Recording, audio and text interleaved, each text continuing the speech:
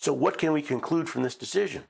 First of all, everyone apparently agrees that the president does not have an inherent power to impose tariffs. So the real question comes down: does IEEPA authorize the president to impose tariffs? Now, according to 6 of the justices, it does not. Held, IEEPA does not authorize the president to impose tariffs. The 3 dissenting justices claim that the power to regulate includes the power to impose tariffs, even though that language does not exist in the law. They claim that when the statute listed 9 specific things the president can do under this law, Congress just assumed regulate included the power to impose tariffs.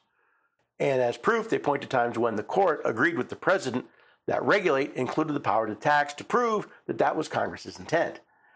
They also apparently completely ignored the times when Congress specifically delegated the power to impose tariffs to the president. Where does that leave the country? First off, remember that courts have neither force nor will, but merely judgment, and must ultimately depend on the aid of the executive arm, even for the efficacy of their judgments. This is from Federalist 78.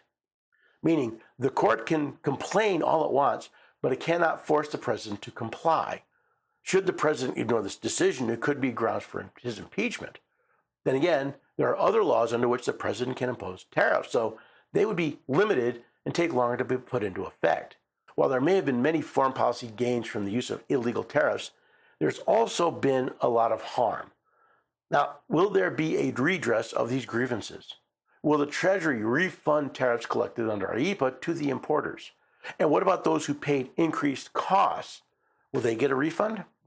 I guess the takeaway is that it appears the court got it right. At least the majority followed the law and the Constitution rather than the mistaken opinions of the past.